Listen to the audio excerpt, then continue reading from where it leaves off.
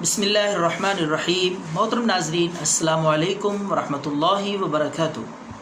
ناظرین، پیش خدمت ہے بہت ہی زبردست نسخہ، حیرت انگیز لاجواب نسخہ معدے کے السر کے لیے۔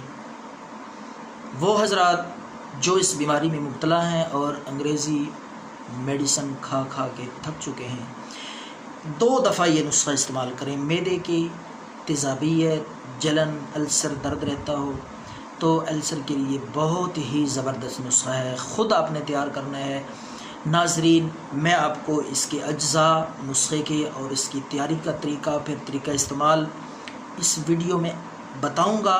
مکمل طور پہ اس کی تفصیل، آخر تک ویڈیو کو دیکھیں اور اس چینل کو سبسکرائب کریں، بیل کے آئیکن پہ کلک کریں تاکہ ہماری اور بھی ویڈیوز آپ تک پہنچتی رہیں۔ تو ناظرین، بجائے آپ کا ٹائم ویسٹ کیے ہم بات کرتے ہیں نسخے کی۔ تو ناظرین، آپ نے سب سے پہلے جو چیز لینی ہے پنسار اسٹور سے وہ ہے میتھی دانہ۔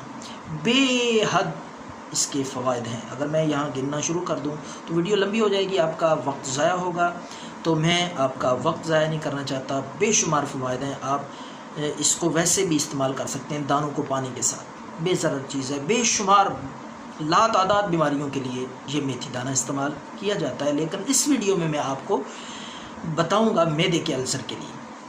تو 100 گرام آپ نے میتھی دانہ لے لینا ہے۔ 100 گرام میتھی دانے کے ساتھ آپ نے 100 گرام ہی سونف لے لینی ہے۔ سونف صاف ستھری کر کے آپ نے اس میں 20 گرام سبز الائچی 20 گرام، باقی دونوں چیزیں 100 گرام، یہ تینوں چیزیں آپ نے باریک پیس لینی ہے، گرینڈ کر کے صفوف بنا لیں۔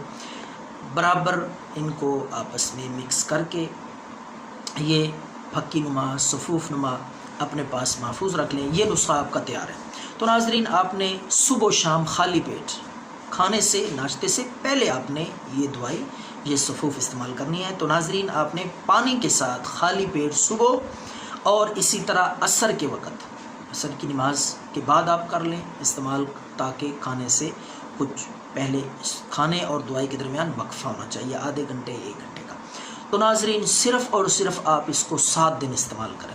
معدے کے جملہ امراض، کمزوری، سر درد، پٹھوں کا کھچاؤ، نیند کا نہ آنا، دیکھیں اس کے بے شمار فوائد آپ محسوس کریں گے، دیکھیں گے کتنی ہی یہ مؤثر اور قیمتی دوا ہے، لیکن قیمت کوئی نہیں، مفت میں یہ آپ کی بے شمار بیماریوں کا علاج ہے۔ دعاؤں میں یاد رکھیں۔ اللہ حافظ۔